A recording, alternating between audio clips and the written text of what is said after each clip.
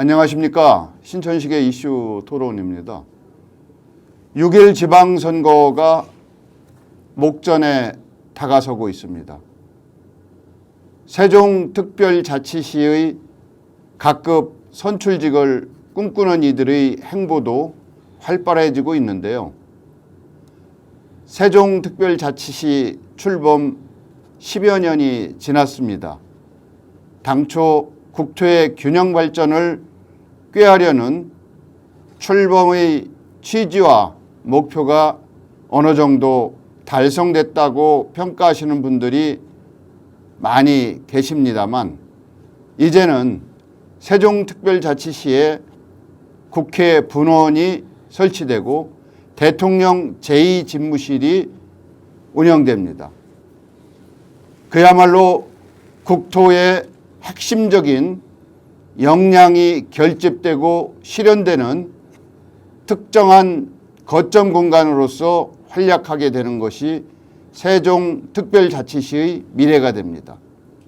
이제 세종특별자치시의 모든 일거수일투족이 한국과 세계의 미래를 좌우하는 중요한 결정 요소가 될 것입니다. 세종특별자치시의 수장인 광역특별자치시장의 선출이 갖는 의미와 중요성 또한 남다른 면이 있습니다. 오늘 신천식의 이슈 토론에서는 세종특별자치시장을 꿈꾸는 국민의힘 후보 최민호 후보와 함께 이야기 나누는 자리 마련했습니다. 최민호 후보님 이 자리에 나오셔서 감사드립니다. 고맙습니다. 안녕하세요. 예. 최민호입니다. 세종특별자치시장 출마하시고 또 후보로 확정까지 되신 지가 한 열흘 이렇게 되셨나요? 벌써? 21일이니까요. 그렇나요? 예. 예. 뭐 어찌 보면 눈 깜짝할 사이에 세월이 흘러갔습니다만 세종특별자치시장 출마 이유에 대해서 말씀을 좀 해주신다면. 제가 시장으로 출마하게 된 이유는 사실 이번에 대통령 선거가 있었지 않습니까? 그 대통령 선거의 절대 명제가 정권 교체였죠. 정권 교체 달성을 했습니다. 그러면 새로운 시대를 맞이한 것으로 봐야죠.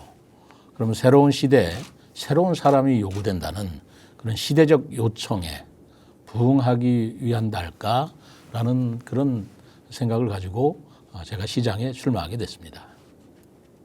세종특별자치시와 최민호 후보와의 각별한 관계를 많은 분들이 말씀을 하시는데요. 네. 어떤 관계가 있으신 거예요?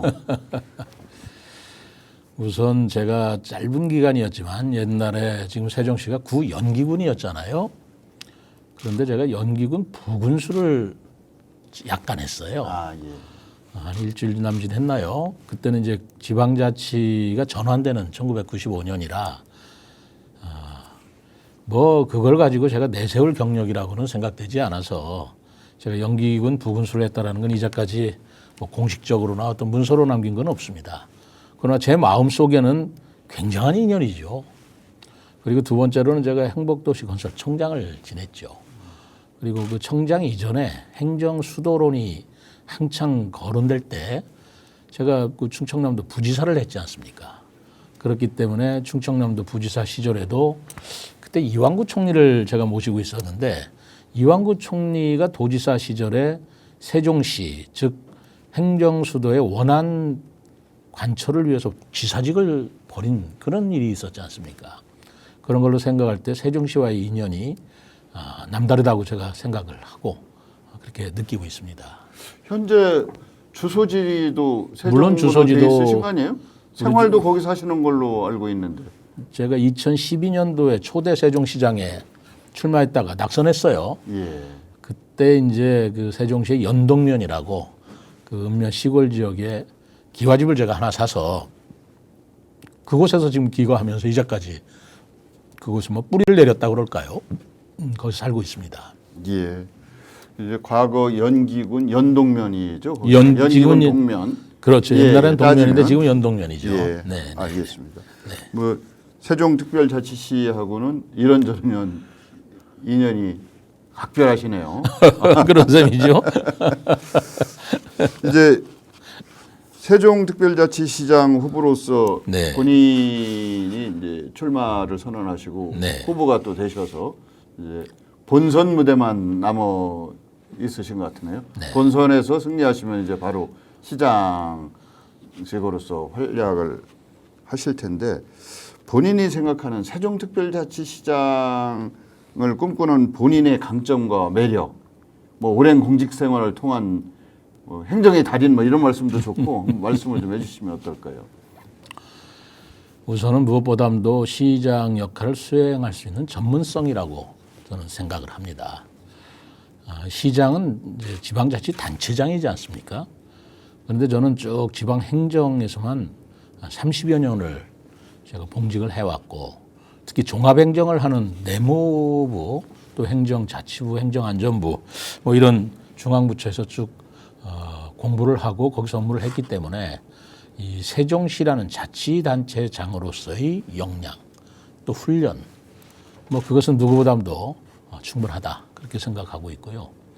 또 제가 지방자치에 관한 전공을 해서 저 박사학위도 지방자치를 받았고 또 저 외국 유학도 저 일본의 뭐 동경대학이라고 하는 곳에서 그 바로 지방자치 행정학을 전공을 했습니다마는 제가 내세울 수 있는 강점이라면 우선 전문성이고요. 그리고 두 번째로 내세울 수 있는 것은 이 지역에 대한 애정이라고 저는 생각을 합니다. 뭐 바로 여기 충청도가 제 고향이고 그리고 이쪽에서 자랐고 배웠고 또 옛날 구영기군 시절부터 그런 인연이 있다면 저야말로 세종시에 대한 애착과 애정이 뗄래야 뗄 수 없는 그런 사랑이 있지 않겠습니까? 전문성과 그 지역에 대한 애정과 사랑 그거보다 더 큰 강점이 어디 있을까 저는 생각을 합니다. 제가 현직에 계실 때 네. 과거 충남도에 근무하실 때도 종종 뵀던 기억이 나는데 안면도 꽃방남회 준비하실 때라든지 뭐 이럴 때 아주 열정을 가지고 업무를 추진하시던 이런 모습을 좀 기억하고 있는데요. 이제 본인에 대한 그 관가에서의 어떤 평가가 있을 것 같은데요. 네. 뭐 그때 별명 같은 건 없으셨어요? 제가 있었죠. 예. 제가 좀 투박하게 보이지 않습니까? 예, 예. 제 별명이 의리의 사나이 돌쇠였어요. 예. 우리 직원들이 맨날 우리 부지사님 의리의 사나이 돌쇠라고 하는 그것에서 느끼는 어떤 소박함, 투박성도 있지만 예. 제가 각별히 우리 고향 후배들 또 우리 공무원 또 부하들 뭐 부하라기보다는 같이 근무하는 이제 동료들이죠. 그분들을 아끼는 마음은 누구보다 더 강했다라는 생각도 들고 그런 평가를 많이 받습니다. 그러다 보니까 공직사회에서는 의리의 사나이라는 말이 붙은 것 같고 돌쇠라는 말도 좀 우직하지만 끝까지 밀고 나가는 그런 추진력 뭐 그런 것을 나타내는 이미지로서 의리의 사나이 돌쇠라고 하지 않았나 뭐 그런 생각이 듭니다. 또 제 기억에 최민호 후보를 기억하시는 분들이 저녁 있는 삶 뭐 이런 모임도 주관하시고 했던 것 같은데요. 사람들이 저를 보면 좀 의외의 모습을 많이 본다고 그래요. 예.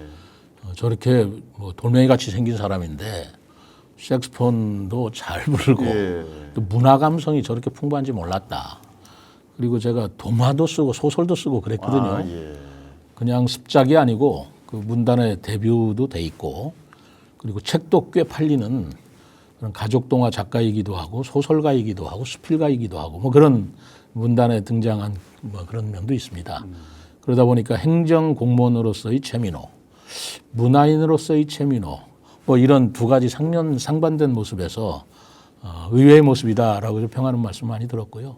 그 저녁의 아름다운 집이라는 석가헌, 저녁이 아름다운 집, 그 석가헌이라는 문화살롱은 제가 부지사 시절에 그때 주변 우리 친지들하고 서로 만든 건데 매주 토요일 저녁이면 모여서 이렇게 연주를 듣고 공연을 듣고 친교를 다지는 그런 문화살롱이었어요. 그걸 거의 10년 동안 거의 빠지지 않고 매달 했었죠. 그렇지만 제가 자치단체, 제가 명색이 부지사임에도 불구하고 자치단체 또는 뭐 시군의 지원, 보조 일체 받지 않고 순수하게 우리 회원들의 회비로만 운영해 와서 그건 굉장히 제 가슴 속에 문화예술의 하나의 집으로 생각되고요. 우리 신 박사님 저 모르시죠? 제가 한국예술종합대학 예, CEO 과정을 그러셨어요? 제가 예. 졸업한 사람이에요. 예. 그러셨구나. 네네. 이제 앞으로의 시대는 관료가 행정 관료로만 존재하는 것이 아니라 문화와 예술까지도 망라하고 이해할 네. 수 있는 네. 그런 역량과 자질이 필요하다. 네. 그래서 많은 분들이 말씀하시니까 제가 이미 뭐 습득을 하고 체득을 하고 계시네요. 제가 그 한예종이라는데 한국예술종합대학 예. 그 과정을 졸업할 때 제가 최우수 논문상을 받았어요. 아, 예. 근데 그때 그 논문상을 받고 인사 말씀을 하는 자리에서 제 진심이었습니다. 진심이었는데 제가 이런 말씀을 드렸어요. 첫째, 저는 공무원이다. 그것도 아주 골수 행정공무원이다. 그래서 문화라고 한다면 늘 행정적 관점에서 문화를 보았다. 문화 정책이나 문화 지원이나 무슨 문화 진흥이나 그래서 행정적 관점에서 문화를 보았는데 제가 이 한예종 그 문화 과정을 제가 졸업하면서 느낀 건 문화를 행정적 관점에서 보는 것이 틀렸다. 행정을 문화적 관점에서 보아야 한다라는 깨달음을 얻었다. 그런 말씀을 했어요. 우리 행정이나 행정 공무원들이 문화적 감각, 문화적 시각이 결여됨으로써 저렇게 조화를 이루지 못하는 건물, 아파트, 간판 이런 것들이 그냥 이렇게 난립되어 있는 거 아닌가 싶어서 문화를 행정적으로 볼 게 아니라 행정을 문화적으로 보아야 한다. 그런 말씀을 드렸을 때 아주 굉장한 박수를 받았습니다. 아주 관점의 전환, 예. 패러다임의 전환에 대해서 말씀해 예. 주시고 또 평소에 그걸 본인의 핵심적인 실천을 가치관 했죠. 중에 하나로서 제가 그거를 행정을 문화적 관점에서 봐야 된다는 말을 행동으로 내가 보여주겠다 싶어서 그 한예종을 졸업하는 날 예. 제가 색스폰을 시작했어요. 예, 알겠습니다. 이제 세종시의 시민으로서 거주하시니까 예. 또 전문 정통 관료로서 또 문화예술을 사랑하는 품격 있는 시민으로서 예. 세종시의 그 주요 현안을 어떻게 보고 계신지 네. 또 주요 현안을 꼽는다면 무엇을 들 수 있는지 네. 뭐 이런 부분을 말씀을 좀 해주신다면 어떨까요? 세종시를 처음에 출범시켰을 때 슬로건이 명품 도시였습니다. 예. 그리고 행복 도시였거든요. 그런데 요즘에 와서 세종시를 과연 명품 도시라고 볼 수 있겠는가? 우선 명품 도시라는 정의나 개념에 맞는가라고 볼 때 많은 분들이 세종시 참 좋은 곳이기는 하고 새로운 도시기는 하지만 명품이다라고는 못 느끼시는 것 같아요. 뭐 거기에 따른 문제점이 있겠죠. 교통 문제라든가 또는 아파트 위주의 부동산 정책이라든가 뭐 그런 걸로 볼 때 명품 도시로서 점점 멀어져가는 세종시 그것이 하나의 문제이기도 하고요. 저는 행복도시, 행정중심 복합도시를 행복도시라고 합니다만 누구를 위한 행복이냐라는 생각을 할 때가 많습니다. 사실은 그 세종시가 이루어지기까지 그 지역에 쭉 살아왔던 원주민들의 희생과 원주민들의 그 양보가 없었다면 세종시가 뭐 이렇게 이루어질 수는 없었겠죠. 그런데 실제로 지금 세종시에서는 원주민들이라든가 원도심 지역과 신도심 지역의 격차가 너무 벌어지고 있어요. 그리고 주민들 간에도 뭔가 좀 균열이 있는 것 같고 뭐 옳은 생각은 아니지만 신도시 주민들은 자기들이 주인이라고 생각하는 것 같기도 하고요. 그러나 원지역 사람, 원도심 지역들은 자기들이 또 우리가 이 지역의 터주 대감이다. 우리가 주민이었다. 라는 생각을 갖는 데서 빚어지는 좀 갈등 같은 게 있어요. 그리고 문화와 그 소득, 생활 수준 이런 거에 따른 어떤 불협화음도 좀 있는 것 같고 해서 세종시의 가장 큰 문제점을 현재 신도시가 안고 있는 명품 도시로서의 조건이 좀 충족되지 않은 점. 두 번째로는 원도심 지역과 신도심 지역과의 조화로운 발전. 이것이 좀 부족하지 않은가 저는 그렇게 생각을 합니다. 이제 도시 문제를 이야기하시는 분들이 사회 통합에 대한 얘기를 많이 하시거든요. 그렇죠. 그런 맥락에서 지금 보면 원도심과 신도심 간에 눈에 보이는 마찰과 갈등은 안 보이는 것 같지만 그게 요소에 잠복해 있는 것 같아요. 있습니다. 예. 많이 예를 있죠. 들면 환경 문제 처리도 그렇고 네네네네. 뭐 도시 재생이야 뭐 당연한 얘기지만 네네네. 그 세종 같은 경우 말씀하신 대로 원주민들의 희생과 양보가 없었으면 어려웠죠. 물론 이제 그럼요. 강제적으로 국가 권력이 네. 수용하고 뭐 이런 측면도 있습니다만 네네네. 이제 원주민들의 그 숫자를 과거에 인구 10만 대 연기가 이제 물론 이제 주변도 일부 편입 지역도 있습니다만 지금 인구 40만을 바라보게 됐지 않습니까? 네네. 이렇게 되면 이제 유입 인구가 훨씬 더 많아졌어요. 그렇습니다. 네, 그렇습니다. 이분들을 어떻게 하나로 묶어서 하나의 네. 방향을 쳐다 바라보게 할 수 있을 것인가? 네. 사회 통합이라는 측면에서 문제점을 말씀하신 걸로 제가 이해가 되는데 네. 그렇게 보고 계시는 거죠? 이 문제는 뭐 행정에서 어떻게 한다고 해서 이게 뭐 갈등이 예. 해소되거나 봉합되거나 하기는 어렵죠. 예. 근데 서로 간에 서로의 입장이라든 걸 이해하셔야 된다고 생각합니다.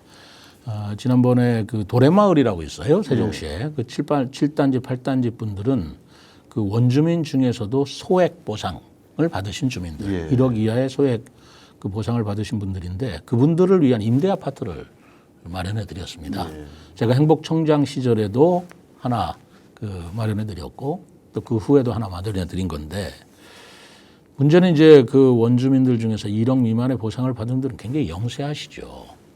그분들에 대한 임대료를 이제 또 뭐 규정에 따라서 올린다고 하는데 원주민들 입장에서는 주변의 땅값이나 집값이 막 상승하는 데 비해서 자기네들이 임대 아파트의 기간이 지난다든가 하면 갈 곳이 없어져요. 근데 거기에 다른 지역 주민과 마찬가지로 임대료 인상은 규정대로 법대로 한다면 자기는 어디에 어떻게 그 살붙이고 살겠는가 그런 하소연을 하시면서 여러분이 저를 찾아오셔서 눈물을 이렇게 짓더라고요.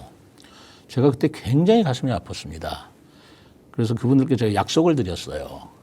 제가 시장이 된다면 우리 원주민 여러분들의 희생과 그 아픔 제가 절대로 잊지 않겠습니다.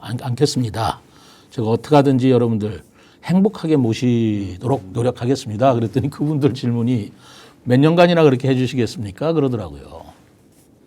그래서 제가 이렇게 얘기했습니다. 여러분들이 돌아가실 때까지 모시겠습니다. 원주민이 언제는 원주민이고 몇 년이 지나면 원주민이 아니겠습니까? 그분들이 적절히 이제 생활 수준으로 살게 되시는 분이 계시면 그거는 또 나가시게 되겠죠. 그러나 이 신도시를 위해서 희생을 하셨고 그리고 아직까지도 더 어려운 형편에 있는 분들이 임대 앞에서 사실 적에는 다른 지역 주민들도 우리가 골고루 다 살펴드려야 되지만 이 원주민 여러분들에 대해서는 우리가 각별한 애정을 쏟아 부어야 된다고 저는 생각을 해요. 이런 노력 하나가 우리 신도시 이주 그 지역 주민들도 이해를 하시는 그런 모습에서 사회 통합도 이루어지지 않나 생각하고요. 하드웨어적은 아무래도 원도심 지역의 발전이죠. 경제 발전이라든가 여러 가지 인프라 그런 것들을 확충시킴으로써 소외감을 느끼지 않고 낙후감을 느끼지 않도록 해드리는 것 저는 그거라고 생각을 합니다. 이제 중요한 말씀을 해주셨는데 당초 세종특별자치시 출범할 때 네. 지역에서는 이제 행복도시라고 그때는 이름을 뭐 부르지는 않았습니다만은 네. 이런 성격 국토의 균형 발전 그 수도권 중심의 비균형 발전이 네네. 문제점이 많다. 네. 그걸 해소하기 위해서는 어떻게 해야 될 것인가. 그 중에 하나가 이 거점 지역을 수도권에서 멀리 떨어진 남쪽에 만들자 뭐 이런 네. 취지가 다분히 이제 의도적으로 반영된 건데 네. 지금은 세종특별자치시에 국회 본원이 예, 내려오고 예. 또 대통령 집무실도 내려오고 네. 이미 중앙부처가 와 있지 않습니까? 예, 예. 그러면 자원의 동원 능력이나 배분 네. 능력이 집중된다는 겁니다. 네. 새로운 국토의 공간적 실질적인 거점이 되게 돼 있는데요. 그렇다고 한다면 이제 한 10년이 지나면서 세종시의 역할과 기대가 네. 바뀌고 있다. 네네네. 세계적인 성공 사례로 들 수 있지만 물질적인 측면에서 또 인구 증가라고 하는 양적인 측면은 그렇지만 그 안에 어떤 사명과 어떤 기대를 담아낼지에 대해서 특히 새로운 시장의 고민순위 1순위가 돼야 될 것 같아요. 네. 한국을 포용하면서 세계를 아우를 수 있는 그런 선도적인 아이디어가 태동돼야 된다. 한국의 그 경제적 위상은 OECD 뭐 10위권이 아니라 지금 7위권 뭐 이 정도 되지 않습니까? 그에 걸맞는 이제 과거에는 이제 선진국을 따라했었습니다만 지금은 이제 호스트 무브로서 선도적으로 치고 나가야 되는 세계 인류를 구원할 수 있는 이런 수준까지의 아이디어가 필요할 것 같은데 어떻습니까? 그런 부분은. 아유, 뭐 역시 신 박사님이십니다. 아닙니다. 그 생각하시는 것이 저하고 완전히 일치하고요. 예. 지금 문재인 정부나 민주당 정부, 민주당 시정에서는 세종시에 행정수도 완성이라는 것을 굉장히 큰 목표로 두고 추진해 왔던 것입니다. 뭐 그 자체는 뭐 잘했고 저도 뭐 평가를 하고 싶습니다만 지금 말씀하신 그 행정수도화, 근데 윤석열 대통령 당선인께서는 진짜 수도를 만들겠다. 예. 이런 표현을 썼어요. 그럴 때 저한테 묻는 그 질문이 진짜 수도가 무슨 뜻이냐? 행정수도면 행정수도지 진짜 수도는 무슨 뜻이냐? 그렇게 말씀을 하시는데 저는 제 개인적인 소신이나 철학이 행정수도가 그저 청와대 집무실이 오거나 또는 건물이 국회에 부는 건물이 왔다고 해서 행정수도가 완성됐다. 이런 시각은 너무나 소극적인 시각이고 정태적인 시각이다라고 생각을 해요. 수도라는 진짜 개념은 청와대가 있고 무슨 국회가 있다라는 것도 중요하겠지만 그 나라의 미래를 열어가고 그 미래의 전략을 도모해 나가는 그 미래의 전략 중심 기능을 할 때 저는 그게 진짜 수도라고 생각을 합니다. 그렇다면 청와대 집무실도 오고 국회 분원도 오지만 실제로 우리 세종시가 대한민국의 미래를 이끌고 나가고 대한민국의 미래의 전략을 짜주는 중앙부처와 국책연구기관 그리고 세종시, 시민 이런 분들이 계셔서 우리 세종시가 행정수도 플러스 미래전략 중심도시로 개념을 잡아나갈 때 이게 진짜 수도로서의 의미가 있고 또 우리가 국토균형 발전이나 어마어마한 돈을 들여서 세종시를 만든 미래에 대한 빚을 갚는 길이라고 저는 생각하고 있습니다. 예. 뭐 간단하게 말씀을 해주셨지만 많은 부분을 함축적으로 이해하고 계신 것 같아서 기대가 더 많이 되는데요. 이제 현 세종특별자치시를 바라보면서 또 거기에 살고 계신 주민으로서 현 세종특별시정의 공과를 들어주신다면 공은 뭐고 과는 뭐다. 네. 공은 별로 안 보이고 과만 보인다라든지 과는 안 보이고 공만 보인다든지 한번 말씀을 해주셨으면 합니다. 뭐 공이 없을 수는 없죠. 예. 그 현재 우리가 2012년에 세종시가 출범을 해서요. 2년간은 유한식 시장님이라고 하는 우리 뭐 말하자면 국민의힘의 그 정당 시장을 2년 하셨고 지금까지 10년은 민주당 정부에서 했습니다. 사실 초기에 허허벌판에서 이러한 정도의 행정수도의 모습을 갖추기 위해서 노력한 그 노력, 그거는 무시할 수가 없습니다. 또 그분들의 행정수도 완성을 위해서 국회 이전을 촉구하고 또 청와대 집무실까지 끌어내리고 하는 그런 노력들, 시민단체 노력들, 그거는 우리가 굉장히 평가를 해주고 박수를 쳐줘야 될 부분이라고 생각합니다.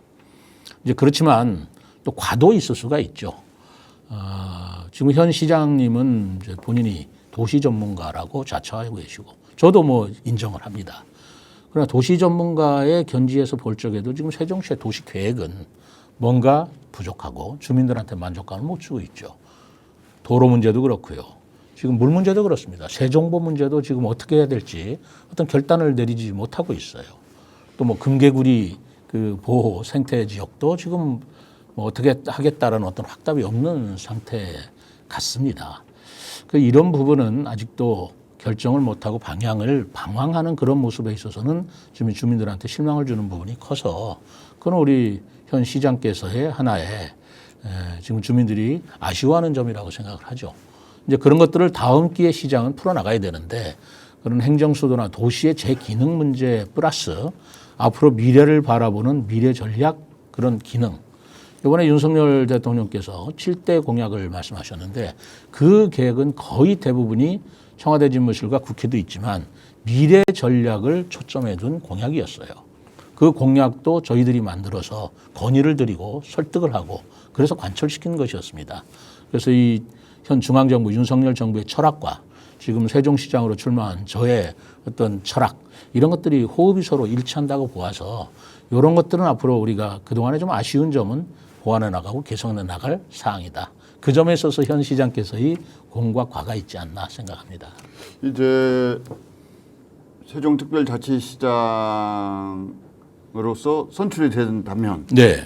이제 새 정부의 당선인 네. 윤석열 당선인과의 관계, 특히 네. 어느 정도의 신뢰가 형성돼 있는지 이런 점을 궁금해하시는 분들이 많이 있을 것 같아요. 네. 뭐 자주 통화를 하시는 사이는 되시나요? 어떻습니까? 선거 과정에서는 예. 그러기도 했지만 지금은 뭐 제가 통화한다는 게 쉽지 않죠. 그러시겠죠. 그건 어려운 부분이고 뭐 다 아시겠지만은 윤석열 당선인의 부친께서 바로 우리 세종시의 연남초등학교를 졸업하셨어요. 예. 뿌리죠.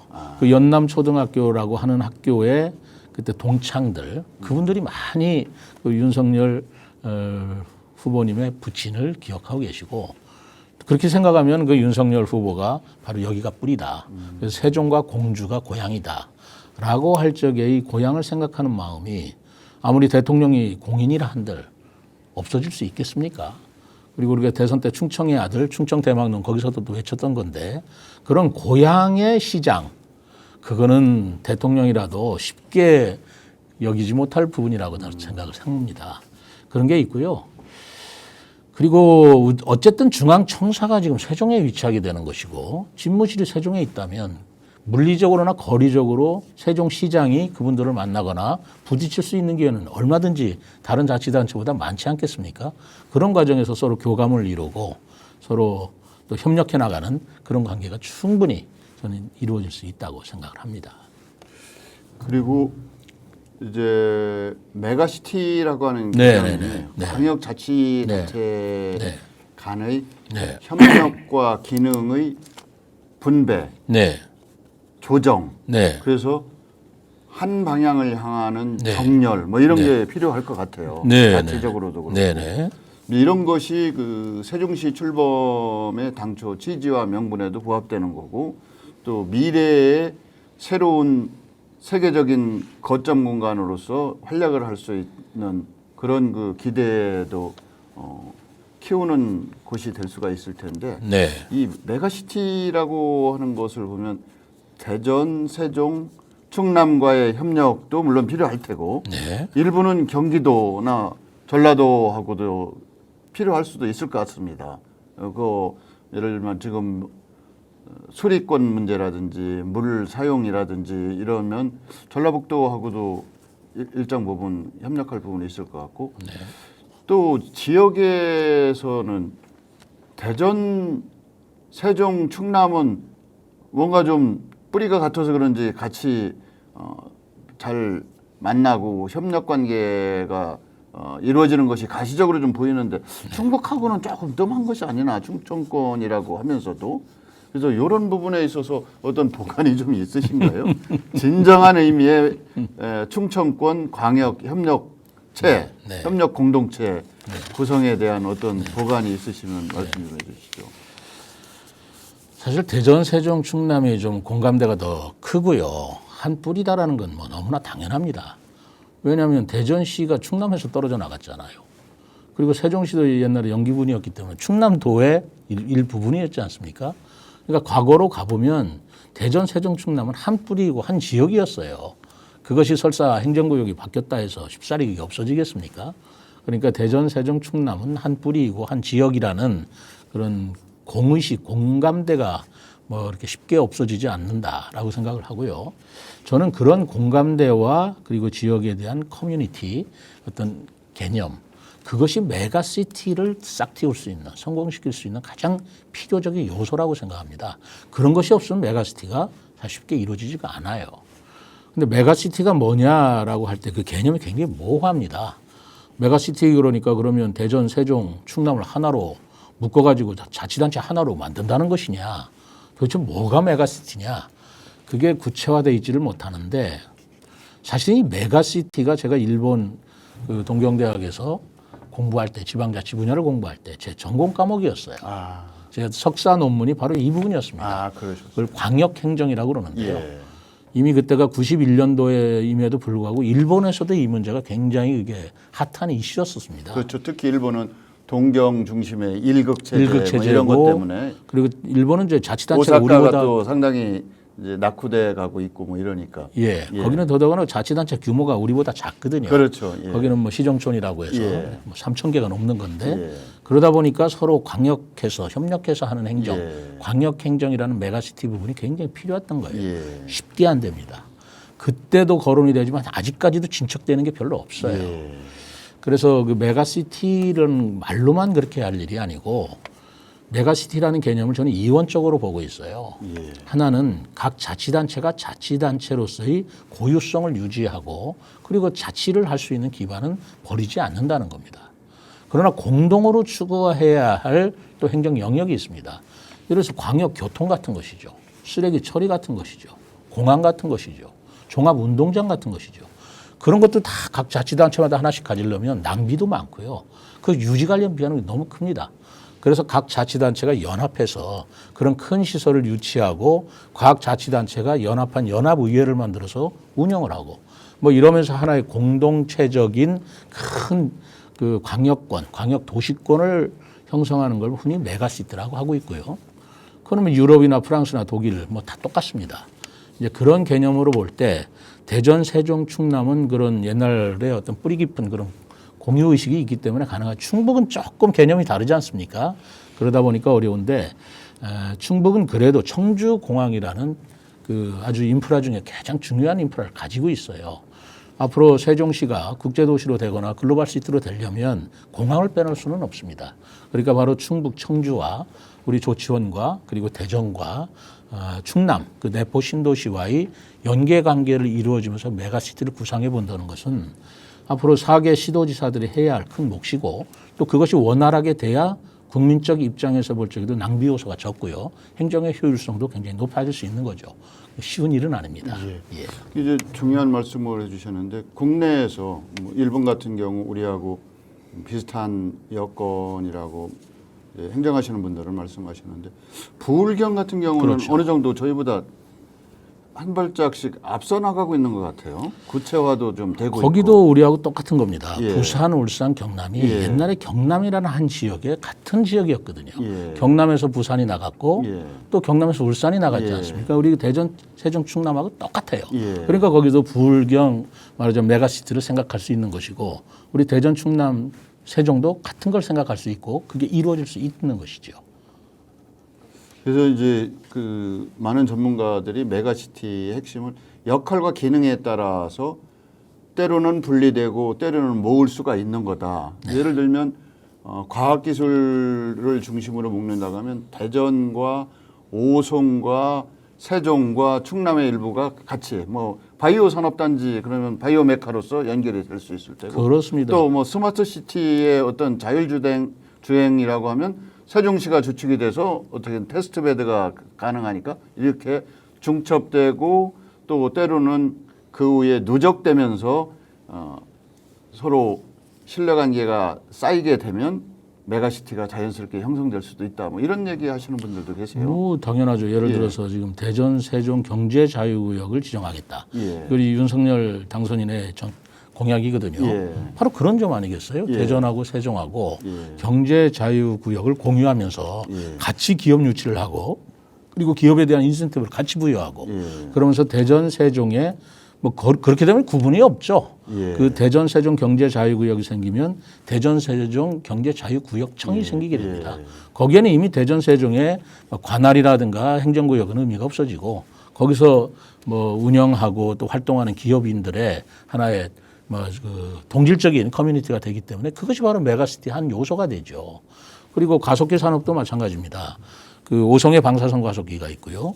그리고 대전에 바로 중이온 가속기가 있고 그리고 이번에 세종에는 중입자 가속기라는 가속기 산업이 뭐 과학적인 것이라서 조금 차이가 어떤 건지는 모르지만 그런 가속기 산업의 클러스터가 이루어질 수 있는 거죠. 그런 과학자들이 바로 대전, 세종, 오송, 충북 간에 메가시티를 만들어서 과학기술을 발전시킬 수는 그런 기능적인 광역행정은 얼마든지 이루어질 수 있는 거 아니겠습니까? 그게 이제 메가시티인데 그렇다 할 적에 행정적으로 어떻게 원활히 협조하고 행정적인 기능 그런 것을 어떻게 협조한다 또는 분담한다라는 것은 행정협력의 부분이죠. 그게 이제 자치단체장들이 해야 할 일이라고 생각합니다. 이 세종시 출범 배경도 그렇고 현재 주요 역할과 기능은 행정 중심이거든요. 복합도시죠. 예, 행정 중심으로 이제 행복도시도 거기서 나온 얘기인데 지금 세종시의 모습을 보면 100만 평짜리 국가선단을 조성한다든지 네네네. 경제적으로도 자립을 하겠다, 가족도시로 가겠다.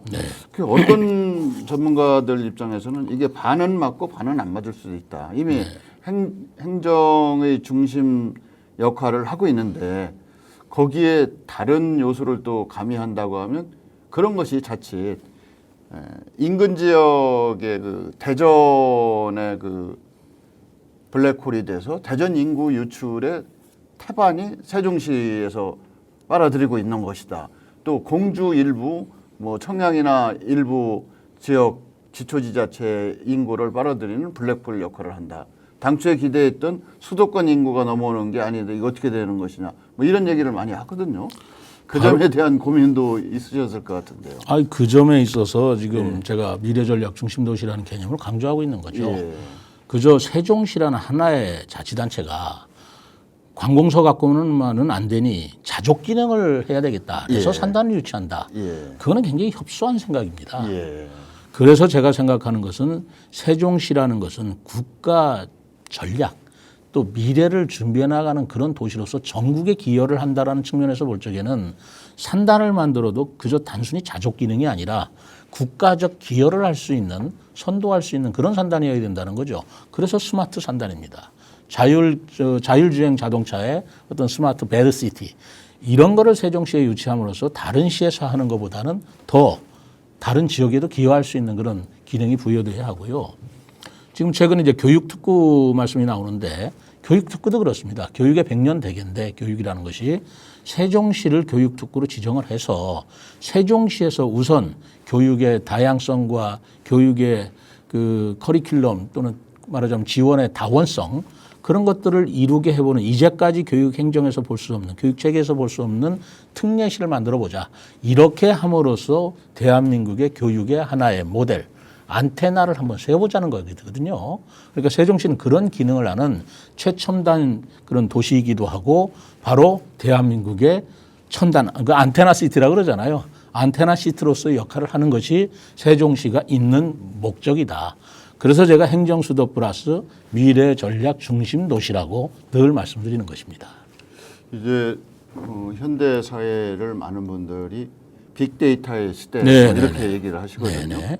근데 빅데이터가 왜 중요한 거냐면 이것이 가공을 해서 정보로 해서 인류 집단에게 유용하게 쓸 수 있게 해야 빅데이터의 효력이 발생한다고 합니다. 그러기 위해서 이제 세종시가 계획도시 아니겠습니까? 찰작의 그 국제공모를 통해서 탄생한 계획도시인데 세종시의 그 기존의 도시 문제, 도시에서 뭐 교통 문제, 환경 문제, 에너지 문제, 혹은 주거나 안전 문제에 대한 테스트베드 역할을 할 수 있다. 그 빅데이터를 유용한 정보로 전환시킬 수 있는 역할을 할 수 있다. 뭐 이런 사례가 세계적으로 없다고 얘기합니다. 많은 전문가들이. 그래서 그런 쪽에 시장으로서의 어떤 안목과 또 철학이 있어야 테스트베드로서의 역할도 수행할 것이다. 그 목표는 어디에 둘 것이며 그 정보 어떻게 활용할지, 누구를 위해 활용할지 이런 고민도 하셨을 거라고 생각이 되는데 그런 어떻습니까? 여러 가지 생각을 이번에 대통령 공약에 저는 담았습니다. 아, 예. 예를 들어 중입자 가속기를 이용한 암치료센터라든가. 야, 예. 근데 그런 거는 세종 시민을 위한 것으로만 볼 수는 없거든요. 예. 좁게는 중부권이지만 나아가서는 전국, 더 나아가서는 해외에 있는 환자까지도 우리가 세종시에서 수용할 수 있는 그런 미래 의료 기술이거든요. 뭐 그런 거라든가 또는 글로벌 창업 그 센터, 청년 글로벌 창업 센터라는 것은 바로 중이용 가속기가 있는 과학 비즈니스 벨트에서 이제 새로운 과학 기술과 특허가 막 쏟아져 나올 것입니다. 그럼 그 특허가 쏟아져 나오는 것을 어떻게 활용해서 세계적인 기업으로 이걸 육성할 것인가, 그걸 연구하는 청년들을 어떻게 우리가 양성할 것인가, 그게 바로 청년 창업 빌리지라는 개념으로 세종시에 두는 것이거든요. 그럼으로써 세종시도 말하자면 그 지역도 발전을 이루고 그리고 국가적으로도 새로운 미래를 열어나갈 수 있는 바로 배양 도시라는 개념으로 세종시를 저는 위치시켜야 된다고 생각을 하는 겁니다. 그러니 이제까지 그저 행정수도 완성이다, 행복도시다라는 정태적이고 정부 청사, 청와대, 국회 거기에 우리가 매달려서 세종시를 볼 일은 아니다. 그거보다는 훨씬 더 새로운 차원으로 훨씬 더 새로운 어떤 물결이라고 그럴까요? 새로운 기능으로 이걸 업그레이드 시켜야 하는 것이 다음 시장이 해야 할 일이다. 저는 그렇게 생각한다는 것입니다. 이제 세종특별자치시에 국회 분원이 들어오고 분원이 들어오게 되면 이제 국회를 대상으로 해서 뭐 로비스트들도 올 테고 상임위까지도 이제 온다니까. 네. 청와대 제2집무실이 또 들어온다고 하니까 국가 권력의 핵심적인 그렇습니다. 그 중추가 대통령 아니겠습니까? 그렇습니다. 대통령실이고 또 거기에 지금 뭐 기존에 중앙부처가 다 들어와 있지 않습니까? 네네네. 심지어는 대전에 있던 중소기업청까지도 건립 뭐 뺏어간 건지 옮겨간 건지 하여튼 가 있는데 이런 분들 거기에 근무하는 공무원들이 아까도 말씀을 드렸습니다. 많은 자원 동원력과 배분 능력을 갖고 계신 분들이에요. 동원과 배분을 할 수 있는 아주 핵심적인 역할을 할 수 있는데 이분들을 현지화시키는 것, 주민의식을 갖게 만드는 것, 이것도 세종시의 미래를 위해서는 아주 중요한 포인트가 될 것 같은데 그런 구상은 갖고 계시죠? 어떻습니까? 그렇게 그런 분들이 세종시에서 정착을 하고요. 예. 세종시를 애정을 갖기 위해서 필요한 요소가 뭐냐? 예. 라는 것을 다음 시장이 또 생각하게 되는데 예. 그중에 가장 중요한 게 저는 교육, 학교 문제라고 생각한다는 예. 겁니다. 자녀들의 학교가 훌륭하다 그러면 기러기 아빠가 있듯이 서울 아니라 외국에서 세종시로 학교를 보낼 것입니다. 그래서 바로 세종의 학교 교육 특구라는 개념이 저는 꼭 세종시에 위치돼야 되고 그것을 제가 유치하겠다. 반드시 관철시키겠다라고 하는 것이죠. 그러면서 그분들이 그리고 이제 대학도 마찬가지입니다. 대학도 그 카이스트라든가 아니면 그 해외 대학까지 포함해서 이 세종시에 좀 특유한 그런 교육의 뒷받침을 받으면서 좀 특구니까 말이죠. 그렇게 함으로써 우수한 대학들이 세종에 위치됐을 때 또 공동 캠퍼스를 말하자면 우리가 조성을 했을 때 세종시에 바로 그런 우수한 역량, 우리가 전략 말하자면 인구라고 하시는 분들이 세종시에 더 정착할 수 있는 그 동기가 되지 않겠나 저는 그렇게 생각을 합니다. 매우 중요한 판단이죠. 이제 세종특별자치시장의 자격 요건 뭐 이걸 뭐 저희가 간접적이든 직접적이든 다 얘기를 했습니다만 이제 특히 세종특별자치시장한테는 이러한 자격 조건이 필요하다. 네. 나는 이런 조건을 충분히 갖추고 있다. 네. 뭐 자랑이 됐든 앞으로의 목표가 됐든 말씀을 좀 해주시면 어떨까요? 지금 제가 여러 가지로 말씀드렸습니다만은 가장 중요한 것은 미래적 비전이죠. 세종시를 어떻게 가꾸어 나가겠다는 미래적 비전을 갖는 게 가장 중요한 덕목이고요. 그 미래적 비전을 갖는 데는 그냥 한국에서만 계속 행정을 했다고 우리가 그게 이제 쌓아지는 건 아니죠. 저는 솔직히 얘기해서 그 일본은 동경대학에서도 유학을 했고요. 미국의 조지타운 대학이라고 미국에서도 제가 객원연구원으로서 공부를 했고 영국에서도 공부를 했습니다. 어떤 세계적 비전을 가지는 그런 경험이 필요하다고 보고요. 그리고 두 번째는 세종시는 아직도 미완성 도시입니다. 미완성 도시이기 때문에 설계대로만 집행하는 그런 도시 설계적, 도시공학적으로 볼 것이 아니고 세종시의 새로운 어떤 기능을 만들어야 될 것이냐는 창의성이 있는 시장이어야 된다고 생각을 합니다. 그래서 미래 비전과 창의성 그리고 이 두 가지의 관점을 추진해 나갈 수 있는 능력과 힘, 추진력 그리고 중앙부처와의 교섭력 그리고 그 중앙부처와의 서로 뒷받침될 수 있는 정치적 배경 저는 그것이 다음 시장의 필수적인 덕목이라고 생각합니다. 이제 시간이 많지 않아서 거의 다 돼서 많은 분들이 미래 지구촌은 도시가 주도하는 도시의 시대가 될 것이다 이렇게 말씀을 하시거든요. 네, 네. 그런 면에서 보면 세종특별자치시는 세계인들이 하나의 롤 모델로 삼을 정도로 제대로 된 조건을 발휘할 수 있도록 처음부터 국제공모라고 하는 것이 이제 그런 조건을 충족시킬 수 있도록 만들어 놓은 거 아니겠습니까? 그런데 이제 경쟁력의 기본이 지금 말씀하신 대로 탤런트, 인재가 있어야 되거든요. 뭐 교육의 중요성에 대해서도 말씀해 주셨는데 또 하나는 문화거든요. 관용의 문화, 똘로렁스 뭐 이런 얘기를 많이 하거든요. 그래서 세종시만의 국제도시를 지향한다고 하면 네. 관용과 배려의 문화를 어떻게 정착시키고 어떻게 생산하고 확장시킬 것인지 이런 고민도 좀 필요할 것 같아요. 아니면 뭐 다른 의미의 도시 문화를 만들어서 우리가 공유하게 한다든지 뭐 어떤 문화를 만들어야 된다고 생각을 하시는지 궁금합니다. 뭐 세종시는 도시뿐만이 아니고요. 또 세종시가 가지고 있는 강점이 농촌이 있다는 겁니다. 예. 물론 미래가 도시 위주로 가지만 또 미래의 가능성을 농촌, 농업에서 찾는 학자들도 꼭 예. 많이 계세요. 우리가 신도시에서는 어떤 창조적인 역할을 한다면 전원이나 농촌에서는 치유, 힐링, 휴식 하는 어떤 재창조의 공간이 또 필요한 것인데 세종시는 그걸 두 개를 같이 가까운 거리에 다 가지고 있다는 것이죠. 그러니까 세종시 전체를 도시화해서도 안 되고요. 세종시를 적당하게 균형 있게 조화롭게 발전시키는 그런 안목이 필요합니다. 그래서 제가 책을 하나 썼죠.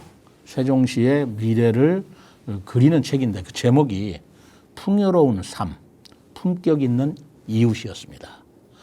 우리가 풍요롭게도 살아야 되지만 세종시라는 국제도시에 걸맞는 기품과 또는 그런 그 이웃 간에 서로 화합하는 품격 그것이 서로 이루어져야 된다. 도시와 농촌 그리고 창조와 재창조 그리고 농민과 말하자면 공무원, 백성과 공무원 이런 그 이질적인 요소들이 서로 조화를 이루는 곳에서 풍요도 생기고 사랑도 생기고 그러면서 우리가 대한민국을 이끌어 나가는 세종시의 품격도 생긴다고 보아서 저는 그 질문에 말씀드린다면 딱 한 가지 워드 풍요로운 삶, 품격 있는 이웃, 세종 이렇게 말씀드리고 있습니다. 예.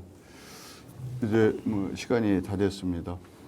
6일 지방선거가 정말 목전에 다가서서 오늘로부터 한 20여일 남은 것 같은데 세종특별자치시가 앞으로 한국의 미래 나아가서는 세계인들의 미래를 좌우할 수 있는 결정적인 의사결정을 할 수 있는 그런 공간으로서 다시 탄생할 거라고 많은 분들이 기대하고 있습니다.